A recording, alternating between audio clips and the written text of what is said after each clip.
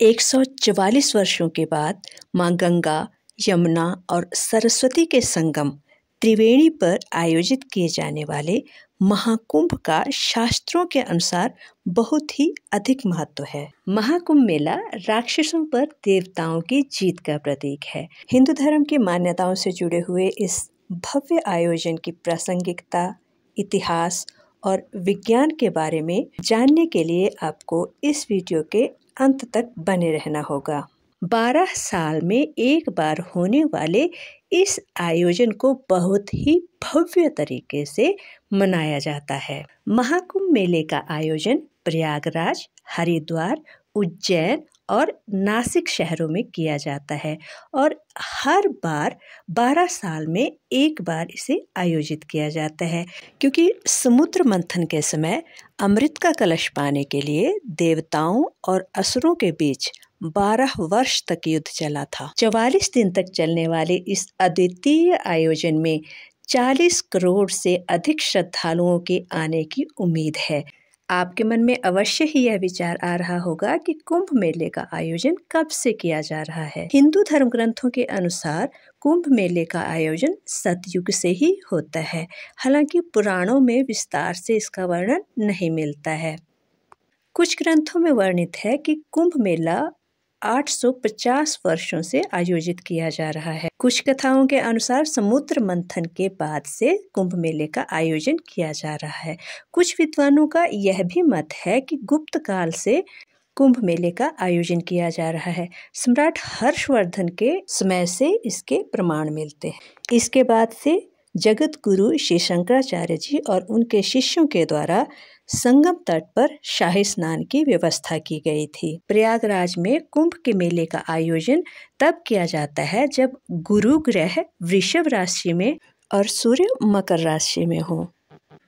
कुंभ 4 प्रकार का होता है: महाकुंभ, पूर्ण कुंभ, अर्धकुंभ और माघ मेला। माघ मेला हर वर्ष आयोजित किया जाता है। इसे छोटा कुंभ भी कहते हैं। यह प्रयागराज में माघ मास में यानी जनवरी और फरवरी में लगता है। अर्धकुंभ 6 साल में एक बार लगता है। अर्धकुंभ का आयोजन हरिद्वार व प्रयागराज में किया जाता है। पूर्ण कुंभ का आयोजन 12 वर्ष में एक बार किया जाता है। यह 4 पवित्र स्थानों हरिद्वार, प्रयागराज, नासिक व उज्जैन में कहीं भी लग सकता है। कुंभ हरिद्वार उत्तराखंड में गंगा नदी के तट पर, मध्य प्रदेश उज्जैन में शिप्रा नदी के तट पर, गोदावरी के तट पर महाराष्ट्र के नासिक में और उत्तर प्रदेश में प्रयागराज में गंगा, यमुना और पौराणिक अदृश्य सरस्वती के संगम पर लगता है। महाकुंभ 144 वर्षों में एक बार आयोजित होता है। ऐसी मान्यता है कि महाकुंभ मेला 12 पूर्ण कुंभ मेलों के बाद आता है और सिर्फ प्रयागराज में ही लगता है। इस बार महाकुंभ है जो 144 वर्षों के बाद आयोजित किया जा रहा है। इसे देखने का मौका जिंदगी में एक बार ही मिलता है। कई लोगों को तो पूरी जिंदगी बीत जाने के बाद भी इसे देखने का मौका नहीं मिलता। शास्त्रों में वर्णित है कि महाकुंभ में स्नान व पूजा करने से कई गुना अधिक पुण्य फलों की प्राप्ति होती है और कुंभ मेले में स्नान करने से सभी पापों का नाश होता है और मोक्ष की प्राप्ति होती है। 2025 में महाकुंभ मेले का भव्य आयोजन प्रयागराज में 13 जनवरी 2025 से 26 फरवरी 2025 तक किया जाएगा, अर्थात पौष पूर्णिमा से शिवरात्रि तक। भारतीय संस्कृति इस धरती पर सबसे जटिल व रंग बिरंगी संस्कृति है। अगर आप गौर से देखेंगे तो पाएंगे कि हर 50 से 100 किलोमीटर पर लोगों के जीने का तरीका ही बदल जाता है। परंतु एक स्थान ऐसा भी है जहां आप इस जटिल संस्कृति को बहुत ही करीब से देख सकते हैं। वह है कुंभ का मेला। प्रयागराज में चल रहे दुनिया के सबसे बड़े धार्मिक समागम कुंभ के मेले में हर रोज करोड़ों की संख्या में श्रद्धालु पहुंच रहे हैं। मानव जाति के सबसे अधम से सबसे श्रेष्ठ व्यक्ति कुंभ के मेले में मिल जाएंगे। हजारों साल से चली आ रही इस परंपरा में सामाजिक आधार होने के साथ साथ विशेष आध्यात्मिक शक्ति भी है। हम सभी जानते हैं कि पृथ्वी और चंद्रमा अपने कालचक्रों में घूमते रहते हैं, जिसका असर इंसान पर भी पड़ता है। ये कालचक्र कई प्रकार के होते हैं और इनमें सबसे लंबा कालचक्र है 144 यानी 144 ईयर्स का।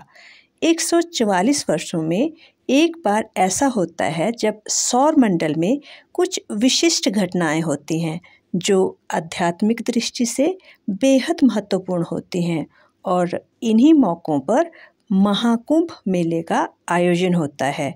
महाकुंभ मेला अपने अंदर बहुत से गूढ़ रहस्यों को संजोए हुए है। कुंभ मेले देश की उन कुछ खास जगहों पर आयोजित किए जाते हैं जहां एक संपूर्ण ऊर्जा मंडल तैयार किया गया था। क्योंकि हमारी पृथ्वी अपनी धुरी पर घूम रही है, इसलिए यह एक सेंट्रीफ्यूगल फोर्स यानी अपकेंद्रिक बल जो केंद्र से बाहर की ओर फैलती है, ऐसी ऊर्जा उत्पन्न करती है। पृथ्वी के 0 डिग्री से 33 डिग्री में यह ऊर्जा हमारे तंत्र पर मुख्य रूप से लंबवत और ऊर्ध्व दिशा में काम करती है। खासतौर से 11 डिग्री अक्षांश पर तो ऊर्जाएं बिल्कुल सीधी ऊपर की ओर जाती हैं। इसलिए हमारे प्राचीन गुरुओं और योगियों ने गुणा भाग कर पृथ्वी पर ऐसी जगहों को तय किया जहां इंसान पर किसी खास घटना का जबरदस्त प्रभाव पड़ता है। इनमें से अनेक जगहों पर नदियों का समागम है और इन स्थानों पर स्नान का एक विशेष लाभ भी मिलता है। अगर किसी खास दिन कोई इंसान वहां रहता है, उसके लिए दुर्लभ संभावनाओं के द्वार खुल जाते हैं। इसलिए इन मौक़ों का लाभ उठाने के लिए लाखों करोड़ों की संख्या में लोग वहां पहुंचते हैं। सद्गुरु जी कुंभ के वैज्ञानिक महत्व को बताते हुए यह भी बताते हैं कि हमारे देश में हमेशा से मुक्ति ही परम लक्ष्य रहा है। हमारी संस्कृति में आंतरिक विज्ञान को जितनी गहराई से समझा गया है, ऐसी समझ पृथ्वी पर किसी दूसरी संस्कृति में नहीं मिलती। यही कारण है कि हमारे देश को हमेशा से ही विश्व की आध्यात्मिक राजधानी के रूप में भी जाना जाता है।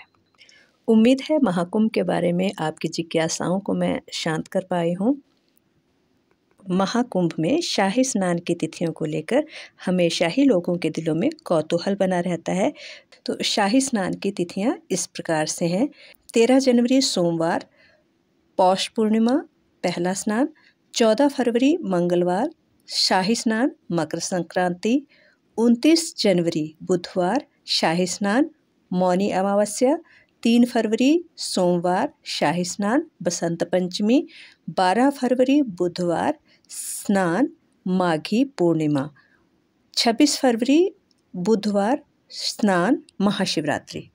महाकुंभ में गवर्नमेंट द्वारा बहुत अच्छी व्यवस्था की गई है, परंतु आप सभी को अपने तौर पर सावधानी बरतना बहुत आवश्यक है। अगर आपको स्नान करने के लिए जाना है तो पहले से ही होटल्स में बुकिंग करके रखें। अपना और अपने परिवार का ध्यान रखें, साफ सफाई का विशेष ध्यान रखें। उम्मीद है आपको वीडियो पसंद आया होगा। अगर वीडियो आपको पसंद आया है तो लाइक करें, शेयर करें अपने फ्रेंड्स के साथ और मेरे चैनल को सब्सक्राइब करें ताकि मुझे नए नए वीडियो बनाने की प्रेरणा मिलती रहे। धन्यवाद दोस्तों। अपना और अपने परिवार का ध्यान रखें, खुश रहें और खुशियाँ बांटते रहें।